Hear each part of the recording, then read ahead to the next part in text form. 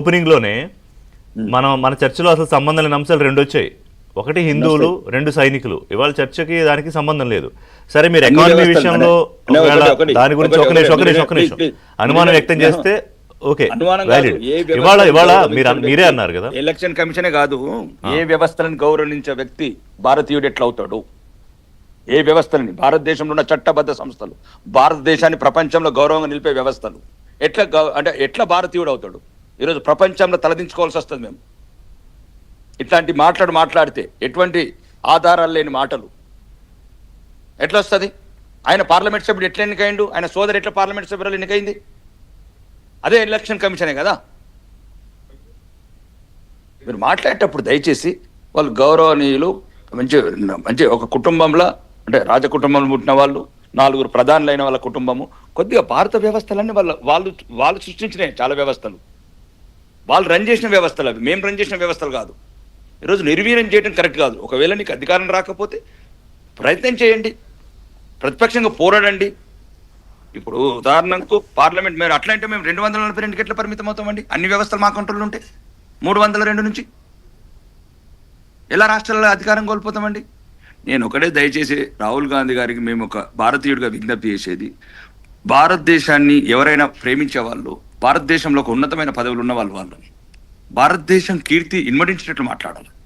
ఒకవేళ నీకు వ్యవస్థలలో ఏమైనా లోపం ఉంటే మీరు రండి, ఇంటలెక్చువల్స్. ఇంతకుముందు కూడా మీరు చెప్పారు, మీరే చెప్తున్నారు, ఆల్రెడీ ఓపెన్ ఛాలెంజ్ చేశారు ఎలక్షన్ కమిషన్ వాళ్ళు. ఇక లేదు, విదేశీ గుస్సు బయట వాళ్ళని, ఆక్రమణదారుల్ని, అసౌద్ నోవేసే గారు అన్నారు 6 కోట్ల మంది ఆక్రమణదారులు ఉన్నారని. ఏం ఇబ్బంది అవుతుందండి? అక్రమణదారు తీసేస్తే మీకు ఏం బాధ అవుతుంది? ఎందుకు ఈ ఏడుపు? ఇవాళ ఆయన మాట్లాడింది 65 లక్షల మంది ఓట్లు తీసేశారు బీహార్లో. తేజస్వి యాదవ్ కూడా ఆయన నా ఓటు కూడా లేదు అన్నాడు. అలాగే మహారాష్ట్రలో 1 కోటి మందిని యాడ్ చేశారు. ఎవరు? బీజేపీకి అనుకూలంగా ఆ పాకెట్స్కి సంబంధించి ఎవరైతే ఓట్లు వేస్తారో వాళ్ళని 1 కోటి మందిని యాడ్ చేశారు అని. అంటే వీటికి ఇప్పుడు ఆయన పాయింట్ టు పాయింట్ అడిగినప్పుడు ఎలక్షన్ కమిషన్ కానీ లేదా ఇవాళ కేంద్ర ప్రభుత్వం కానీ ఆ పాయింట్ టు పాయింట్ కదా సమాధానం చెప్పాలి. మీరు మతం ఎందుకు వచ్చింది, లేకపోతే కులం ఎందుకు వచ్చింది, లేకపోతే ఇంకోటి ఎందుకు వచ్చింది? నో మీరు దయచేసి నేను ఏమంటున్నానంటే, మీరు గమనించాల్సింది, కులాలు పక్కన పెట్టండి, మతాలు పక్కన పెట్టండి. అంటే భారతీయతగా భారతదేశంలో ఉన్న ఏ వ్యవస్థల మీద నమ్మకం లేని వ్యక్తి భారత ప్రతిపక్ష నాయకులు ఉండడం దురదృష్టకరం నిజం భారతీయులు, భారతదేశం.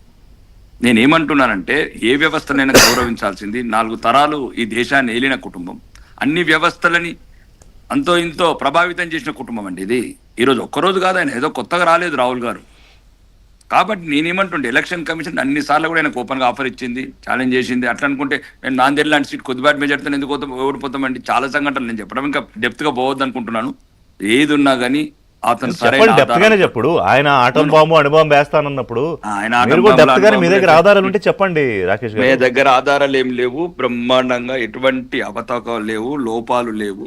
ఏదైతే ఆక్రమణదారులని గత 60 ఏళ్ల కాంగ్రెస్ ప్రభుత్వం ఈ దేశంలో చొరగొట్టి ఈరోజు ఓటు బ్యాంక్ వాడుకుంటున్నదో, ఈరోజు ఉదాహరణకు మా హైదరాబాద్లో ఇట్లాంటి చోట వేలాది మంది రోహింగ్యాలు కావచ్చు, బంగ్లాదేశీలు కావచ్చు, విదేశీయులు ఎటువంటి అనుమతి పత్రాలు లేకుండా వచ్చి ఇక్కడ ఓటు హక్కులు తీసుకొని, ఆధార్ కార్డు తీసుకొని, పాన్ కార్డు తీసుకొని ఈరోజు దేశవాసులుగా చలామణి అవుతున్నారో, దాన్నే ఈరోజు ఎలక్షన్ కమిషన్ సీరియస్గా తీసుకున్నది. ఈ దేశానికి పౌరులకు ఉండాల్సిన హక్కులు, ఓటు హక్కు అన్నిటికన్నా ఇంపార్టెంట్ అండి.